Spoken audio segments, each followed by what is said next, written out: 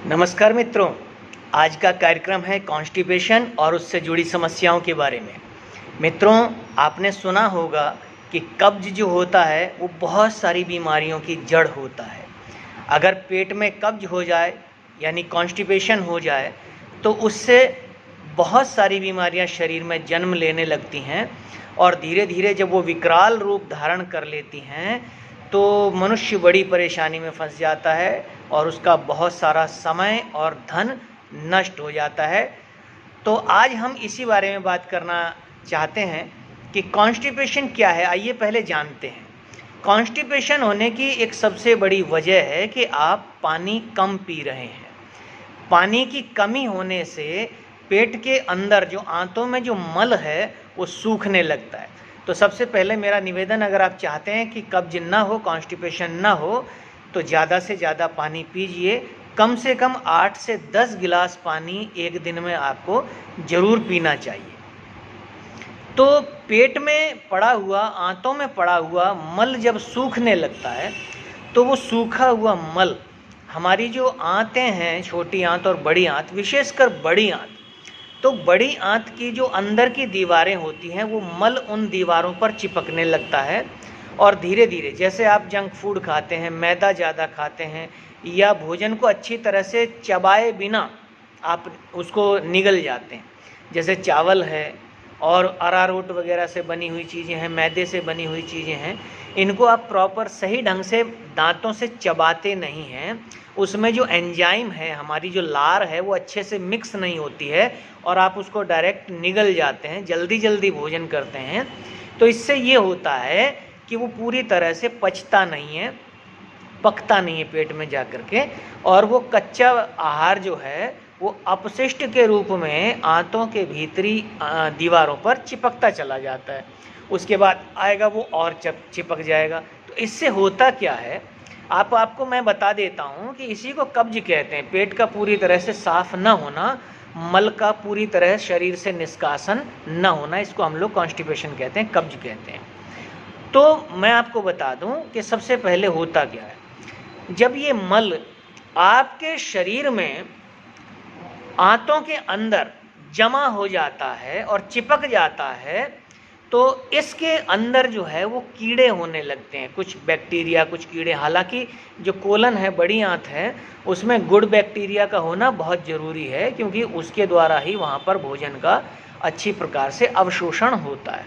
मैं आपके बीच में निवेदन कर दूं कि बड़ी आंत में जो मल जमा हो जाता है तो वो जब आंत की अंदर मेम्ब्रेन जो झिल्ली है दीवार से चिपक जाता है तो उसमें, बड़ी आंत में मेम्ब्रेन के अंदर बहुत छोटे छोटे सूक्ष्म छिद्र होते हैं, सुराख होते हैं बारीक बारीक से, जो उस भोजन को आंत ऐसे दबाती है, संकोच करती है, तो उसके अंदर जो रस होता है वो बड़ी आंत के द्वारा उन छोटे छोटे छिद्रों से सोख लिया जाता है, एब्जॉर्ब कर लिया जाता है, और जो बेकार रह जाता है उस मल को शरीर के बाहर निकाल दिया जाता है।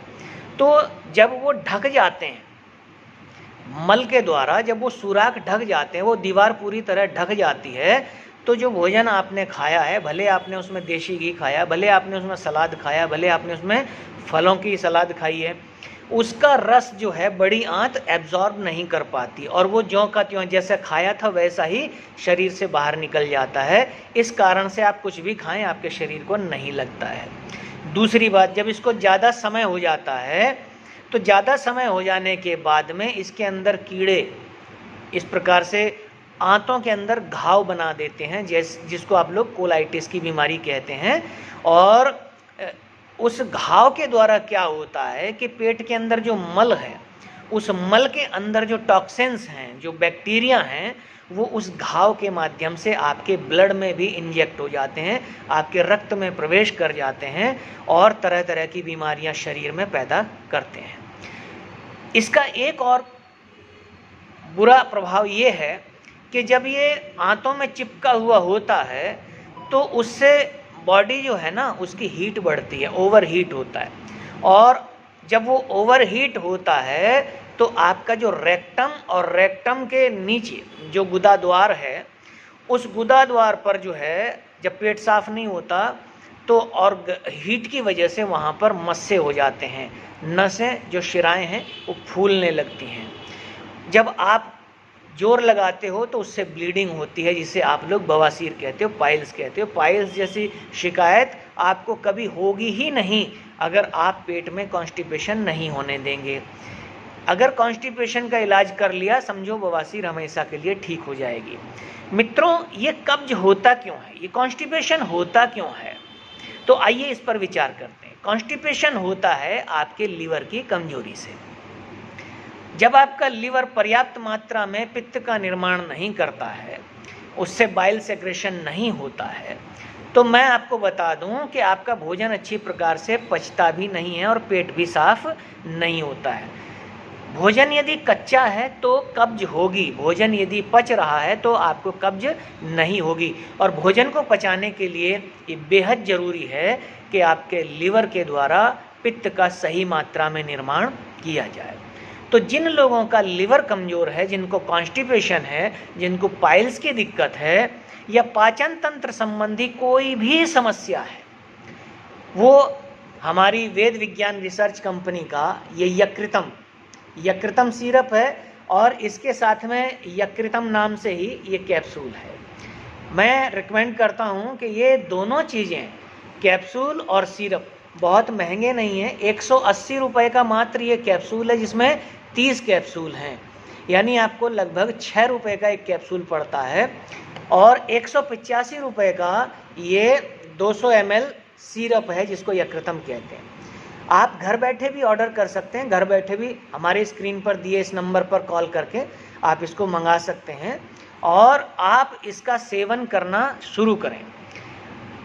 2 ढक्कन सुबह खाली पेट पानी में मिलाकर, 1 कप पानी में 2 ढक्कन यकृतम सिरप को मिलाना है और उसी पानी के साथ में आपको 2 कैप्सूल यकृतम के सुबह खाने हैं और इसी प्रकार 2 ढक्कन पानी में मिलाकर 2 कैप्सूल शाम को खाने हैं। इसके 1 घंटे बाद तक आपको कुछ नहीं खाना है, ये खाली पेट लेने की चीज़ है। और मेरा दावा है कि आपका कब्ज, जो भोजन पच नहीं रहा है और उसके कारण कॉन्स्टिपेशन है, तो कब्ज की समस्या आपकी दूर हो जाएगी, आपकी लिवर संबंधी समस्याओं में सुधार होने लगेगा। और जिनको लिवर सिरोसिस और भी तमाम सारी लिवर से संबंधित समस्याएं हैं, वो स्क्रीन पर दिए हुए नंबर पर कॉल करें, संपर्क करें। लिवर के लिए हमारे पास विशेष औषधि बनाई गई है और उसको हम आपको भेजेंगे। जो कानपुर और उसके आसपास के लोग हैं और जो कानपुर आ सकते हैं, उनका हमारे क्लिनिक में स्वागत है। वो हमारे क्लिनिक में आएँ, यहाँ पर आकर के मिलें, डॉक्टर से बात करें और हम उनको उचित उपचार देंगे। मित्रों, हमारे आयुष धाम क्लिनिक में न केवल डॉक्टर कंसल्टेंसी, न केवल औषधियाँ, बल्कि हम लोग पंचकर्मा थेरेपी के द्वारा भी शरीर का शोधन करते हैं। तो पंचकर्म थेरेपी भी हमारे यहाँ दी जाती है। ये अपर पोर्शन में हमने जो है यहाँ पर बेड भी डाल रखे हैं, जिससे जो पंचकर्मा थेरेपी किसी किसी को दी जाती है, तो किसी को थोड़ी थकान होती है, चक्कर वगैरह आते हैं, तो उनके आराम के लिए और भी यहाँ सब सुविधाएं उपलब्ध हैं शरीर को पंचकर्म से शोधन करने के लिए। और जब शरीर की शुद्धि हो जाएगी, बीमारी का कोई कारण शेष नहीं रहेगा, तो शरीर से धीरे धीरे सभी बीमारियां बाहर निकल जाती हैं। और साथ में हमारा ये जो यकृतम का सेट है, इसको आप लोग ले सकते हैं। तो आज का वीडियो बस यहीं पर संपन्न करते हैं। जिन भाइयों को कब्ज की शिकायत है, पाचन तंत्र संबंधी शिकायत है, पेट से संबंधी कोई रोग है और इससे अलग भी कोई रोग है, मैं कहता हूँ आपको हृदय रोग है, आपको किडनी का रोग है, लीवर का है, आपके बालों में कोई समस्या, स्किन डिजीज है, पुरुष रोग है, स्त्री रोग है, किसी प्रकार का भी ओवरऑल आपको कोई भी शारीरिक रोग है, किसी भी प्रकार की समस्या है, शारीरिक है अथवा मानसिक है। बहुत से लोगों को नींद नहीं आती है, उसके लिए भी हमारे पास में बहुत अच्छा प्रोडक्ट आ गया है। बहुत सारे लोगों को हर वक्त बेचैनी रहती है, एंजाइटी रहती है, डिप्रेशन, स्ट्रेस लिए रहते हैं, उनके लिए भी हमारे पास बहुत अच्छा प्रोडक्ट है। तो आप लोग स्क्रीन पर दिए नंबर पर संपर्क करें। हमारी वेबसाइट www.nirogidunia.com, इस पर जा कर के आप अपना खाता रजिस्टर करें, डॉक्टर की अपॉइंटमेंट बुक करें और हम आपको घर बैठे भी दवाई कुरियर के माध्यम से भेज देंगे। जो दवाई का शुल्क है वो मैंने आपको बता दिया, उस पर MRP लिखी हुई है और साथ में आपको कोरियर का चार्ज लगेगा। आप जहाँ कहेंगे हम दवाई वहाँ पर भेज देंगे। और विशेष रूप से मैं आपको बता दूं कि हम लोग रविवार के दिन ऑनलाइन एक सत्र रखते हैं जिसमें फ्री कंसल्टेशन दिया जाता है हम लोगों के द्वारा, जो हमारा YouTube पर आयुष धाम नाम से चैनल है। तो प्रत्येक रविवार को शाम को लगभग 4 बजे से 5 बजे तक हम लोग फ्री कंसल्टेंसी देते हैं। तो जिसे जो भी शारीरिक रोग है, शारीरिक समस्या है, वो हमारे आयुष धाम नामक YouTube चैनल पर हमसे प्रत्येक रविवार को शाम को 4 बजे से 5 बजे तक जुड़ सकता है। इंस्टाग्राम पे भी आयुष धाम कानपुर हमारी आईडी है, आप हमें फॉलो कर सकते हैं। वहाँ से बहुत सारे आपकी काम के, आपकी जानकारी बढ़ाने वाले और आपको सही समाधान देने वाले वीडियो आपको उपलब्ध हो जाएंगे। आयुष धाम आयुर्वेदिक बूस्टर नाम से भी हमारा चैनल है YouTube पर, तो आप उससे भी जुड़ सकते हैं। और इसी के साथ अब आपसे विदा लेता हूं। अगले वीडियो में फिर किसी नई जानकारी के साथ आपके बीच में प्रस्तुत होंगे। तब तक के लिए आप सभी को सादर नमस्ते जी।